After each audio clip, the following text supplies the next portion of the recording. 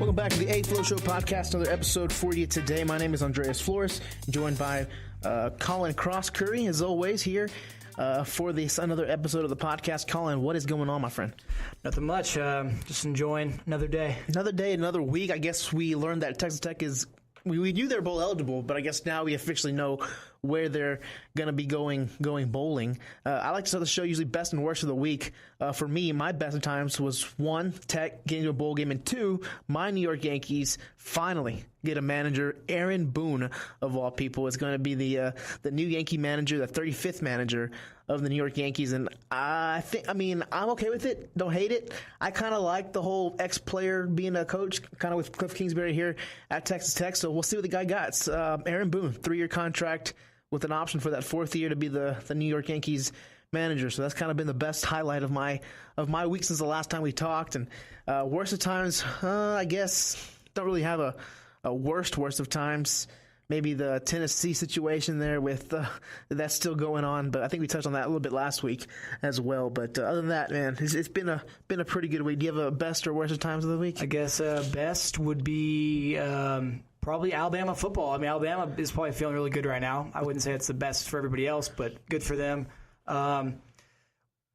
Best of the week, I guess. Rockets. I mean, they won 7 in a row with all 7 with CP3 back in the lineup. So obviously, the issue or the big question of were they going to fit Harden and CP3 together? Is it going to work? Is it not going to work? It's working fine. They're dominating every team they played, and they're in first in the West. I guess the worst would be. I mean, I don't really have a worst. I guess the worst would be Aaron Boone being the new manager for the Yankees. I don't know how I feel about that. So my best is your worst. Exactly. Real quick, though, what's your expectations for the Yankees with Aaron Boone being the manager now? I think as an organization, your expectations to go to the World Series. Now, the Yankees, too. Yeah, with Aaron Boone, is it too much for him? I guess we'll find that out with time if it's too much. But I don't think so. I mean, he's a guy that's been around baseball for a long time. His father, his brother has played baseball. He's played baseball. He's played for the New York Yankees. He sent the New York Yankees to the World Series with a Game 7 walk-off home run against Tim I'm thinking in his interview, all he had to say was, hey, 2003. 2003. Every answer would have been 2003. In his interview to manage the team? Absolutely. Yeah. Yeah, I guess so. But, I mean, I think the Yankees also want to stick to this young youth movement kind of deal, right? Their organization's young, and they're going in that youth movement with all these players and the farm system they have stocked up there in AAA and AA.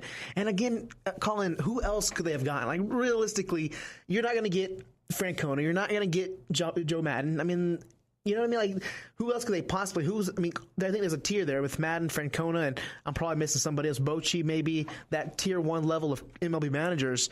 You probably weren't going to get those guys. Those guys are locked in with their clubs right now. So if you don't go get either your AAA manager, then you got to go somewhere out of the box. And I think Aaron Boone was kind of out of the box. I like the move too. No manager experience previous, but hey, we'll it's only baseball. It's only baseball. Let's get back to this Texas Tech football discussion. I know last week we kind of had our prediction, our guessing game. Remember I said it was more important, the venue or the team.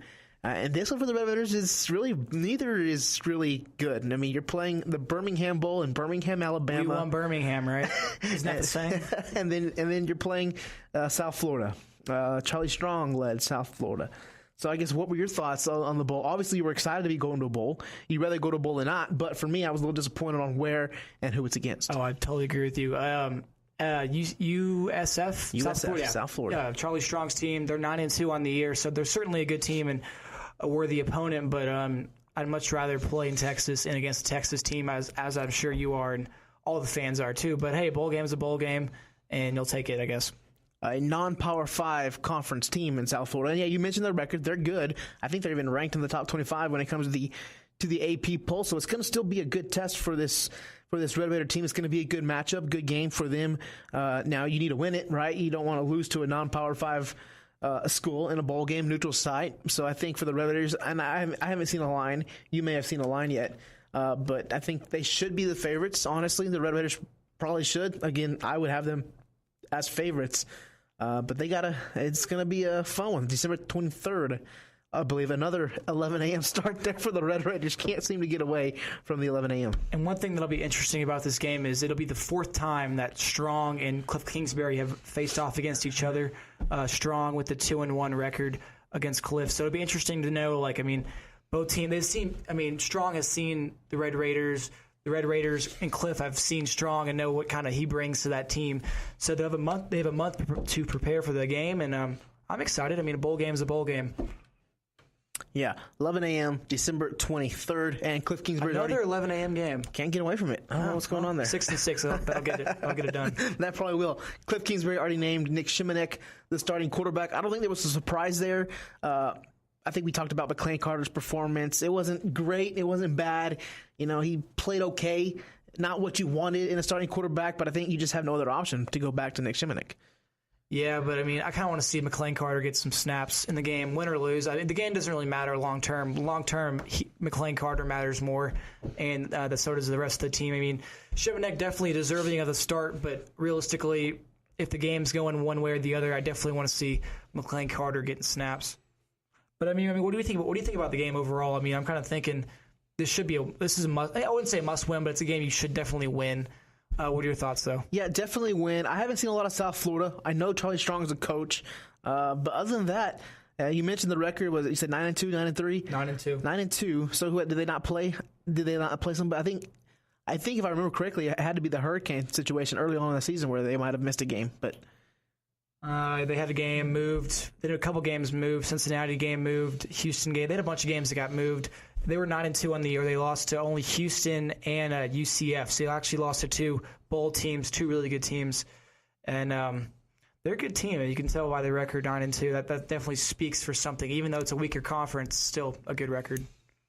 Yeah, I expect them to win, expect them to play well. The defense, keep going, keep building on the momentum that you had at that Texas game and really all season, how well you've played to keep that up. I don't expect South Florida to come and blow you out or put up a tremendous amount of yards and points. I think Red Raiders, take care of business. And Tech traditionally is a good bowl team. I don't have it in front of me, but I think we have a pretty good bowl record. I think besides obviously we lost the last one to LSU, but prior to that, Minnesota, you're beating them in the Houston Bowl. Going back to the Tuberville era, you're beating Northwestern, stuff like that. So it's traditionally you're good at bowls. Yeah, won four out of your last 5 bowl games, so definitely expecting to win. I guess Cliff Kingsbury, win or lose, he's back next year. Is that the word? Yeah, for sure. Yeah, no. Kirby Hocutt's already announced that he will be back for 2018, and they're already on the road recruiting for next year. I always like seeing those pictures of the coaches and the student athlete posing for pictures there for the Twitterverse to see, and it's good to see them out recruiting. I think Cliff's a good recruiter. Now it's you got to trend, you got to bring them onto campus and make sure they stay good with their grades and good on being good citizens on and off the field. So but I think Cliff can bring in some talent whenever he gets there. I guess you mentioned Kirby Hocutt briefly. He's getting a lot of heat, I guess, from throughout the nation in college football because of the rankings. He obviously is in control and has a big influence in the college football playoff. What were your thoughts on the college football playoff and the final teams? Yeah. So they announced the top 4 on Sunday, with obviously Championship Saturday being the day before that, with all the Big 12, Big 10, SEC championship games going on, and I think we knew going into it for sure Saturday there was going to be chaos. I don't think the 4 going in were going to win. So you knew teams below them, the 5, the 6, the 7, and 8, had good opportunities to get back into that Final 4 spot, and that's what we saw. Now, teams did take care of business. Clemson took care of business. Oklahoma took care of business. Who's the other one? Clemson, Oklahoma, Georgia. Georgia took care of business. Yep. I was surprised. Not surprised, but I was good to see Georgia beat Auburn, get that, and beat them up. They beat them up bad. That was a butt whooping. Yeah, 28-7. So they got the 3rd seed, and then I guess this is where everyone's going to think there's some, what's the word? Collusion, maybe? Nah, not necessarily collusion, bias. But just I guess bias could be the word there, with Alabama getting that 4th slot there, and they don't even play on Championship Saturday. They don't even win their conference. So I guess 4 is going to be Clemson, Oklahoma, Georgia, and Alabama. 2 teams from the same conference, 2 teams from the SEC make it in. I was saying I wanted Alabama in going into Sunday just because of matchups in the final, right? So now Alabama gets 4. They're going to play Clemson. I would rather see a Clemson-Alabama 3 third game that I would have wanted to see Ohio State versus Clemson. That's just me personally. I would have liked to see it in the championship game, but it's just not how the way the rankings worked out there. But still, we're going to see Alabama Clemson for at least one more time here in the semifinal game. So that's kind of why I want Alabama. I thought that's why they would get the nod over Ohio State, a 2-loss Ohio State team, because of matchups. I don't know if you feel the same way about matchups when it comes to top 4. Well, I mean, Ohio State got killed by Iowa by 31. That's kind of that was the committee's reasoning for them not making the Final Four. I'm excited about all 4 teams. I think it is the 4 best teams, too. I think they got it right again. And it's interesting, though. I mean, all 4 teams kind of southern teams, so it kind of hurts the rest. It's going to hurt ratings because the South is going to watch the game no matter what, but no teams in the North, no teams in the West, just I guess not good enough to make the playoff. But other big bowl games I'm kind of excited to see is the UCF versus Auburn. That'll be a good game. That's the Peach Bowl. And then USC and Ohio State. That'll be another good game. That's the Cotton Bowl. Those are just 2 other big bowl games that I'm kind of excited to see and watch. But I guess my question for you, Andres, is, I mean, what do you think about this season, I guess this season as a whole, and I guess, is there a bias in college football? Bias towards the SEC? Oh yeah, bias anywhere. I mean, it just seems like the SEC is I don't know, is unfair. I would say SEC. I think there would be a Alabama bias if there is one. I'm not saying there is.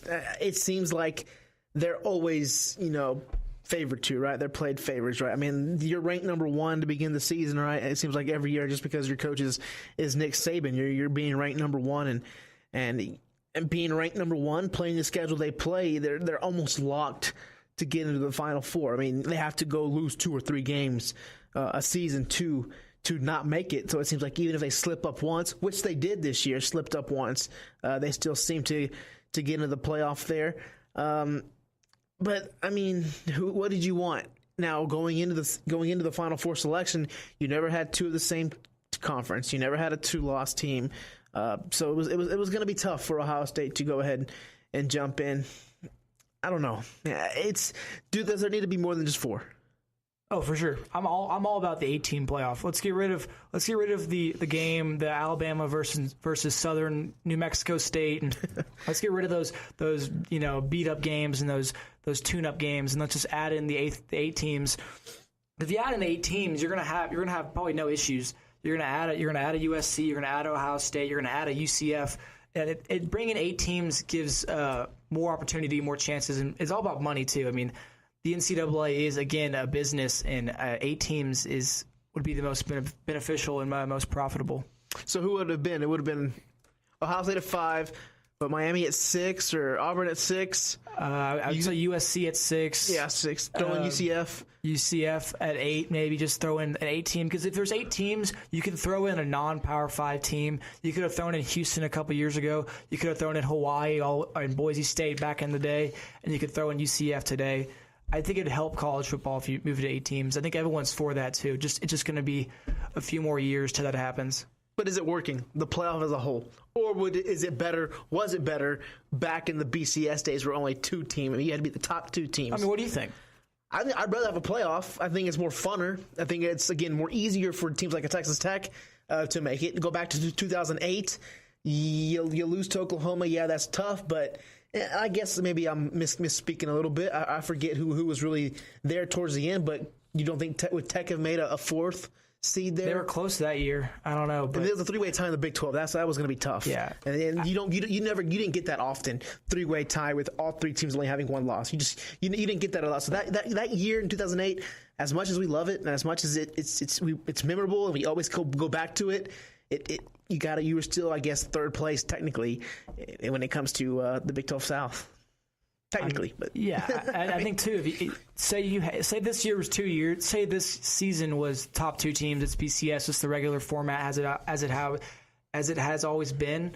I mean, who are you going to leave out? You're going to leave out Clemson, the defending national champs. You're going to leave out Georgia, the SEC champs. Or you're going to leave out Oklahoma, the Big 12 champs. I mean, one of those teams is getting left out in a 2-team playoff. I mean, I think it's right. I think 4 teams is perfect right now. They got once again, they got the 4 best teams. It seems like every year they're getting the 4 best teams. And I'm excited to watch the games. I'm really excited. I mean, if you want some picks right here, I can give you some easy money right here. I'll tell you this. Like I mentioned earlier, USC versus Ohio State in the Cotton Bowl, that will be a dominating game by USC. I think USC is going to win that game. And so if you want some easy money, lay the money on USC.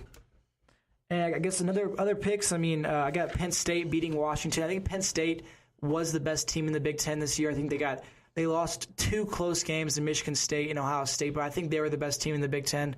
And I like Auburn over UCF. UCF coach, was it Scott Frost? Just left to go back to Nebraska, kind of a homecoming for him, which is good for him. Kind of weird, though, he doesn't finish the bowl game. He doesn't play the bowl game at all. He kind of just leaves the team. So I like Auburn to win that game and cover as well. Just some easy picks, some free picks for you, Andres. Yeah, I guess let's go ahead and do those 4 games, the top 4 games as well.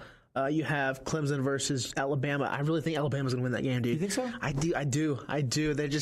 They seem like they lucked into that Final Four, and they're gonna be ready to play. They're rested. They've had an extra week of rest. I know every team's gonna have a lot of rest because we don't play till New Year's Day or whatever it is. I think they're gonna be ready to go. Oklahoma versus Georgia. That's gonna be a good game. That may be the best game of the 2. Man, as much as I hate it. And as much as I hate Baker Mayfield, I think Oklahoma has a chance to win this ball game. And then in the final, Alabama-Oklahoma, I'd probably go with Alabama again, man. And I hate to say it. I know everyone's tired of Bama, but they just seem to be always there, and they seem to a lot of time for Nick Saban to prepare for that game. Yeah. So I guess my top 4 games, top teams, who's going to win, who's going to lose. I like Clemson over Alabama. The reasoning, there's not really much reasoning. I just think Clemson's a little bit better this year. I think teams have figured out Jalen Hurts within this last year and a half. They've kind of dialed in. They know what he's good at. They know what he's not good at. I think Dabo, with over a month to prepare, they're gonna win this game. No Deshaun Watson. That's the only reason why. No Deshaun Watson. Another game, 2-3 matchup. A little fun fact for you, Andres. The 3 seed in the college football playoff has not won a game yet. Wow. And that's Georgia? That's Georgia. Wow. And because of that, because of Baker Mayfield, because I think Oklahoma's a better team. I like Oklahoma in a shootout. I think that would be bet the over. I like Oklahoma in that game. I like Baker in the Heisman as well. And national championship game, Clemson versus Oklahoma, a rematch from 2 years ago in the semifinal game. I like Oklahoma. I like the Sooners. Maybe it's my Big 12 bias, but I think Oklahoma is the best team. I just think they're going to outscore everybody. I don't know. It's going to be interesting to see them play in the trenches against a big SEC Georgia team, but I like Oklahoma winning the national championship. You mentioned Clemson and Oklahoma, and I mentioned rematch Alabama Clemson 3, and I guess the one thing consistent is in these 4 years we've had the playoff is that we were not really getting that many new teams. And is that surprising to you that we're not getting a team from the West Coast or a Boise State or a UCF, teams like that? Houston, like you mentioned earlier. Are you surprised that we're not getting those teams? Because back in the BCS days, there was always that Boise State that was maybe just one game away or one loss, one Power 5 conference loss away from getting into that, and really they haven't gotten really that close.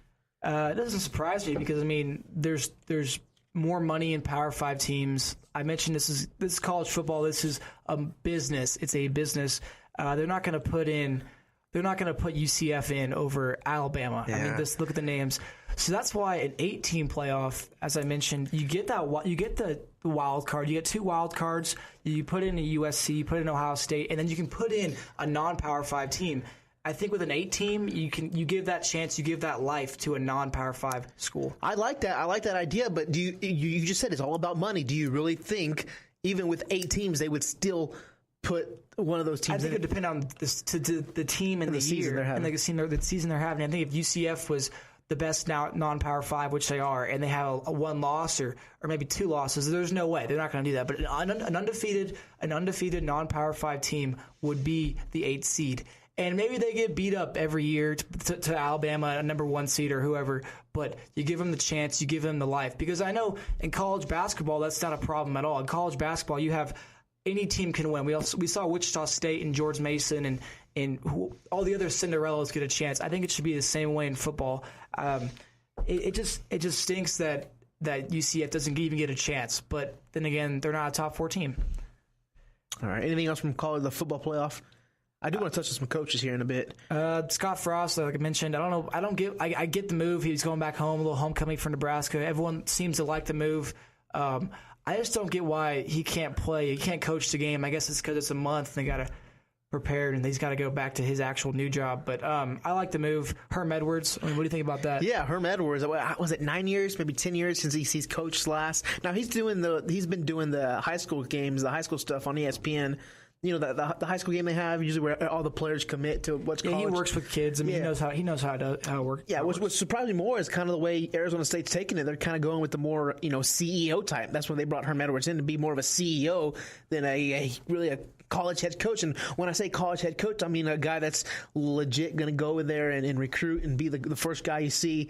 The first guy walk through your door is going to be the head coach. Now, again, I don't know what the plan's going to be there, but just from reading the press release that Arizona State sent out, he's going to be more of a CEO kind of guy that really overlooks what everybody really is doing. And he may do some recruiting trips. I'm sure that's part of the job. He's going to have to do it, but I don't think he's going to be a Cliff Kingsbury type head coach that's actually going to go watch a game on Friday night.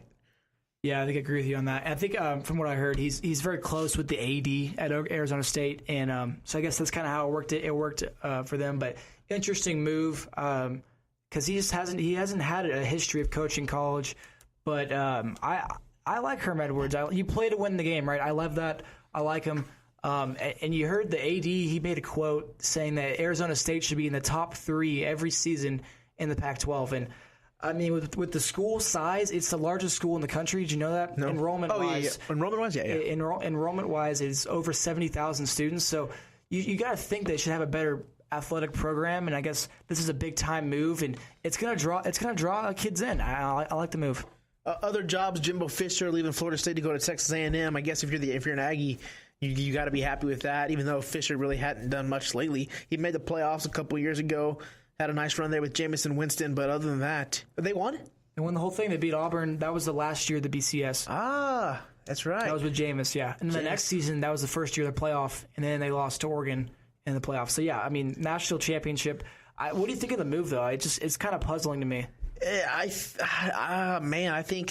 don't think schools put up with crap seasons, and that's what they had this year. Now there was an injury with a quarterback. I get it, but still, even that, unlike Texas Tech, they don't put up with that. And I think that the writing was on the wall, and he decided to leave before they could fire him. And again, you got to understand, maybe the coaches know more than we know. Maybe they know the players and their mentality, and he knows they're not going to be good, or he knows the recruiting classes coming up aren't going to be very good, or something's got to be there. I don't think people just leave just to leave. I think they got to see it, or there may be sanctions coming. Hopefully not. And you don't want to see sanctions on anybody.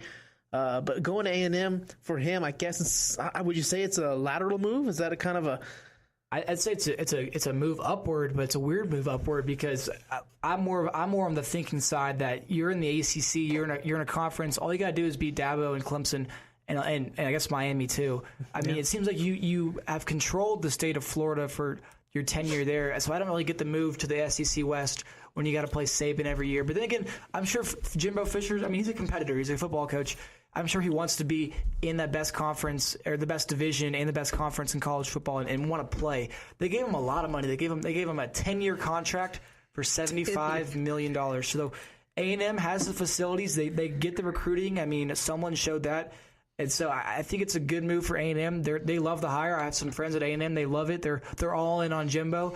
And I tell you what, though, that first game against Nick Saban is going to be something else because those are two elite coaches going at it. I just don't get the move because it seems like you'd have more success staying in the ACC, but there's more money in the SEC. There's more the better facilities, the better everything in general. I see both sides of it, but if I'm Jimbo, I would have stayed at Florida State. Yeah, really no ties to Texas A&M. He was born in West Virginia. A lot of his early coaching was also in the SEC with LSU and Auburn. So I don't know if it works for them. It works for them. Tennessee still has no coach. Arkansas still has no coach.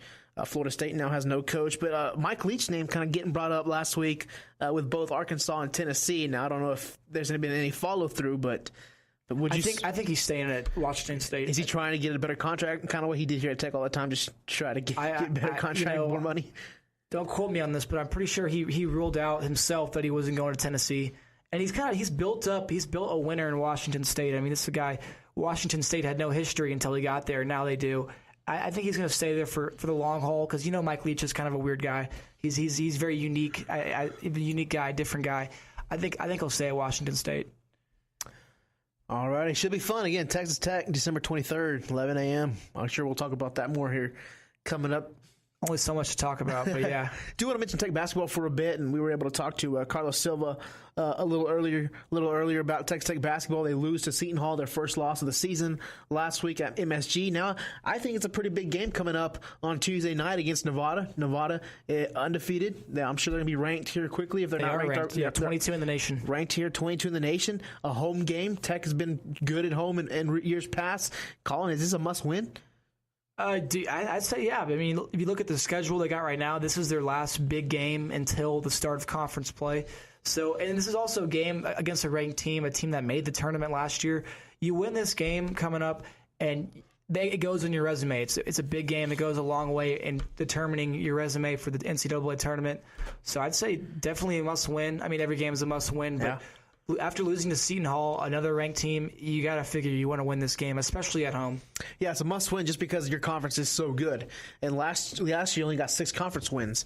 And I think we've been saying it for a couple of weeks now. You got to want to stick to that 500 record. At least get 8 at home and still a couple on the road in conference play. And with this win here against Nevada, it could be very good RPI-wise and strength of schedule-wise as well. So I think it is a must-win. And I hope if you happen to drop it, it doesn't create maybe a slide or something where you drop three straight or 4 out of 5 or 5 out of 6, whatever it may be. Just I hope you can stay level-headed and continue where you were with that 6-0 start. And this is one of those games where you're going to look back. You're going to look ahead in March and say, oh, well, we beat Nevada or we lost to Nevada, later in the season. And it's interesting. So I guess win or lose, I guess you want to, obviously it's a must-win in my opinion. It's a must-win. But this is one of those games where you win the game and you root for Nevada to go undefeated and win as many games as they can to boost your resume. It's all about resumes in college basketball. I'm excited about the game. I'm excited about the team. The team's looking good right now, even though that was a tough loss against Seton Hall. I mean, do you have any thoughts about the game? It seemed like it was a tough loss. Again, a slow start, but looked good. They were up at halftime, so I was very encouraged there.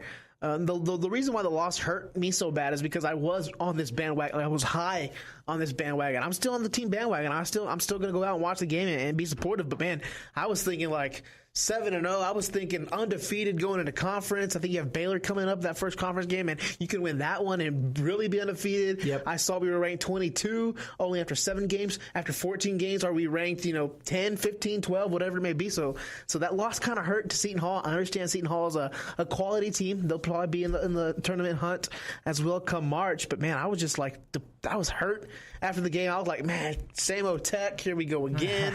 The seniors aren't doing nothing. Like it hurt so much that I was questioning the seniors. I was saying, are we even getting enough out of these seniors so far? And I think what Carlos even said is that it's still early. It's still early to tell. Yep, very early. Freshmen, though, are surprising. I love watching I'm almost more comfortable with the second unit in, with Zahir, with Jarrett Culver, and even the Italian kid, Moretti. Like, I feel comfortable with those guys. And you throw Keenan Evans in the mix in that rotation there with either Odiasi or whoever is that the fifth guy, the fifth spot. I feel a little bit, not more comfortable, but it doesn't scare me when those freshmen are in. Because Culver's going to hit a big shot. Zahir Smith's going to get a big dunk or whatever, stuff like that. You've seen it before. I think I said in the interview, they're not playing with fear. It seems like they almost belong already this early on in college basketball. Yeah, I mean, and Carlos mentioned it too. This is a very deep team. I mean, like as you said as well, it's a deep team. The freshmen are playing. Zahir Smith and Jarrett Culver are playing big minutes early on in the season, and they're playing big minutes against good teams. I mean, Northwestern, Boston College, Seton Hall, and Nevada coming up. Those are 4 teams that are going to be in the tournament mix, and that's going to help them down the road in conference play. Them playing big minutes. It's a deep team. It's a good team.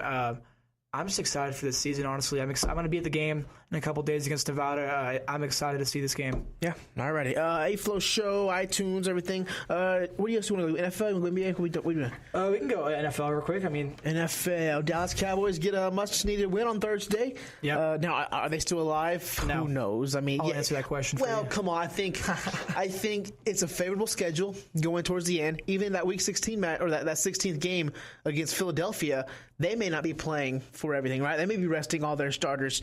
So I think, and it's going to be tough. Don't get me wrong. It's not like they're just going to walk in and win the rest of their games. I think the Giants, Redskins one more time, Eagles, Seahawks, Raiders. So 5 games left in the season. But it's doable, I think, and you'll get Zeke back there. At least I think he has 2 more games left on his suspension, so you're going to get him back. Just got to hang on. It starts this week. The Giants are horrible. 2-9. They fired Eli Manning or whatever, and McAdoo now. Yeah. And man, the Eli Manning stuff happened after we recorded the last podcast, so we didn't get to talk too much about that. You know what? Let me just talk about it now. I'm in and out. I like the move. I get the move to bench him, but it was the wrong quarterback to go to. Why Geno Smith? Geno Smith is trash. He's garbage. He's already shown that. He's played with the Jets. He's trash. He's garbage. The Jets got rid of him.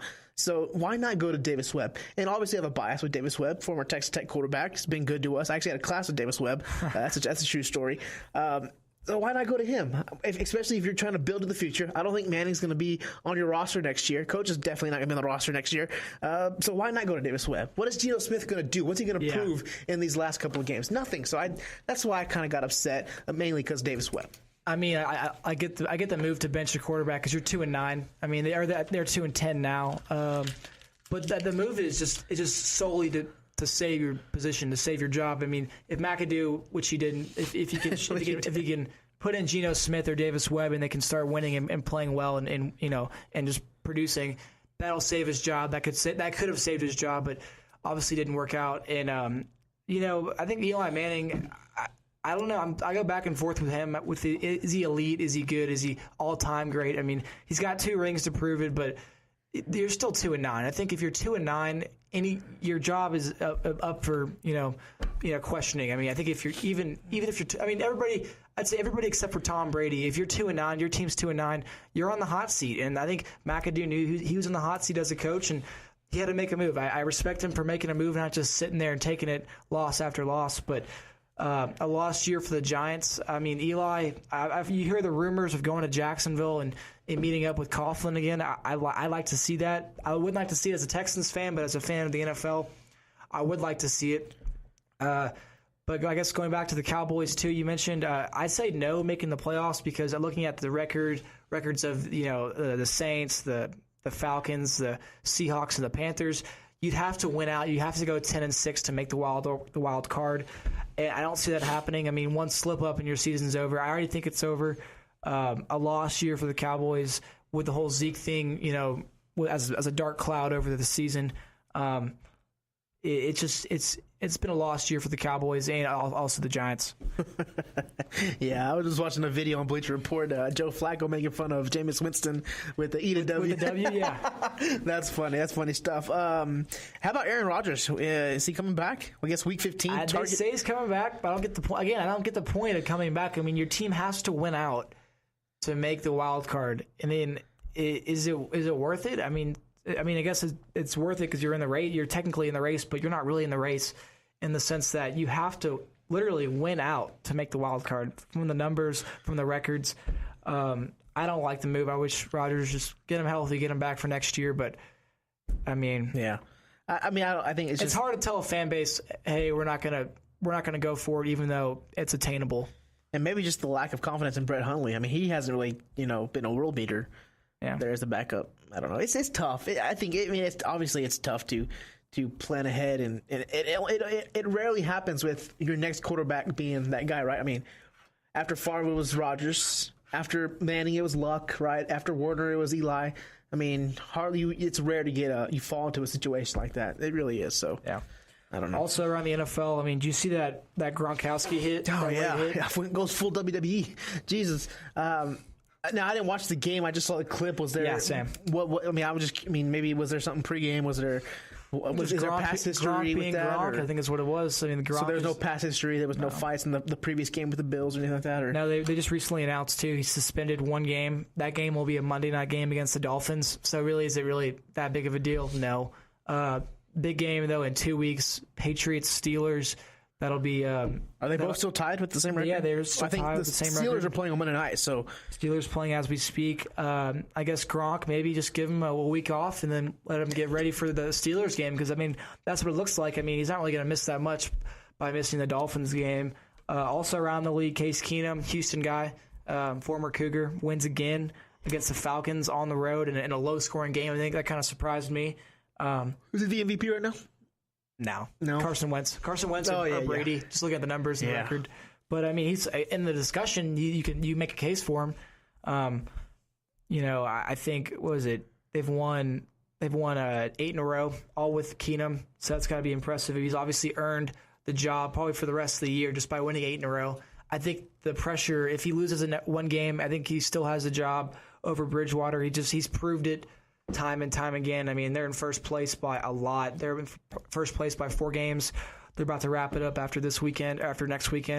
I guess they're an elite team. They're right now number 1 in the NFC following the Eagles' loss to the Seahawks. I'm good pretty much on the NFL, dude. I do want to talk a little bit more baseball. We mentioned Aaron Boone earlier, but how about the Japanese phenom there, the Babe Ruth of Japan? Ohtani? Ohtani. It looks like he's going to sign with somebody here pretty quick. It's not going to be the Yankees. It's not going to be the Red Sox. I guess he's going out west, maybe? Well, I heard the Cubs or the Rangers are also kind of in the mix there, which really what he was saying, he did not want to be in – he wanted to be in the West Coast, and he did not want to be in that big of a market. I think Chicago's still a big market. Even Dallas. That's the third biggest market, and Dallas like the fourth or fifth or sixth. That's still a big market, so I'm not sure what he wants. Why wouldn't you not want to play for the New York Yankees? But I don't know. And you're not a Rangers fan. You're more of a Nationals fan than a Rangers fan, so I guess none of us can really say do the Rangers need him. They probably need him. They need him. They didn't win it all this year. I mean, any team that didn't win it all this year could use a player who's quoted as the Babe Ruth of Japan. Of Japan baseball. So it'll be interesting to see. I think the Padres have also been thrown around there with teams that he might. Giants, Mariners, that's kind of what I've heard. West Coast kind of there, that West Coast swing there, and then Cubs and Rangers, being another. But I mean, if you're a bad team, I mean, is he going to help that much? The Giants were the worst team in baseball this year. Say they get him, they're not. The guy's not winning you 30 more games. I mean, his WAR is not going to be 30. It's going to be, that's not how it is. That's not how anybody is. I think it's just. I'll believe it when I see it with this guy, Ohtani. I want to see him pitch. I want to see him hit first. But he's definitely bringing some excitement to baseball right now and in the offseason. Yeah, I don't think he's ever faced an Aaron Judge on the mound. I don't think he's ever faced a Clayton Kershaw at the plate. So it'll be fun to see whenever he does get up to the major league level. Real quickly, anything in the NBA that is NBA? I think I talked to you earlier about this. Rockets are 7-0. They've won their last 7 games, all with Chris Paul back in the lineup. So the question of Harden and him working together, it's been answered. They can do it. They're first in the West, so I'm loving it. I'm having a great time watching them play.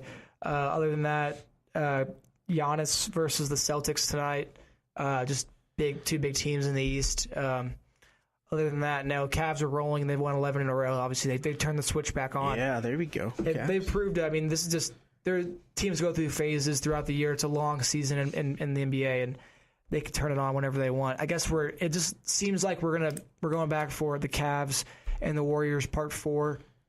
But who knows? The Celtics and the Rockets, they're both contending. They're both the third and fourth best team in the NBA. It's a long season, but it's getting ready to start. I mean, you even said the start of the season is Christmas. For me, at least. Yeah, well, for most fans as well. And we're 3 weeks away from that. So I guess the teams are starting to take shape records, or, teams are making moves and teams are starting to fall apart. It's an exciting season. I'm just really pulling for the Rockets right now. How about the D Rose situation there with him? He kind of took a break, not playing. Is he gonna? The word is that he's back with the Cavs, not playing tonight, but he is back with the Cavs. I guess he's made the decision to stay. And you just kind of feel for him. I mean, he's a guy who obviously came from nothing and really made something out of himself playing basketball, but it just hasn't worked out for the last couple of years because of injuries. And you hate to see that because it's always what could have been with him, and it's just tough to see. All righty, man. I think that's going to wrap it up here for today. Good stuff, as always. You mentioned Christmas, 3 weeks away? Are you a big Christmas guy? Do you get into it? Especially early? Yeah, maybe not now. You listening to Christmas music? No, not yet. I might put some lights up sometime this week or next week or get a tree or something, but we'll see how it goes. Yeah, again, Texas Tech football, December 23rd, 11 a.m. against South Florida. Looking forward to that. Tech basketball again Tuesday night against Nevada. Should be a good one. So go Red Raiders here in both their stuff. Collin, anything else? Final thoughts before we go? Got finals coming up. Oh, good luck with so those. pray for me. We'll pray. Hit the subscribe button and also pray for me. That's pretty much all I got. Find the show on iTunes. Search A-Flo Show there. Tell a friend. Tell your family members we're doing good stuff here on the A-Flo Show. I'm Andreas Flores. He's Collin Cross Curry. Peace.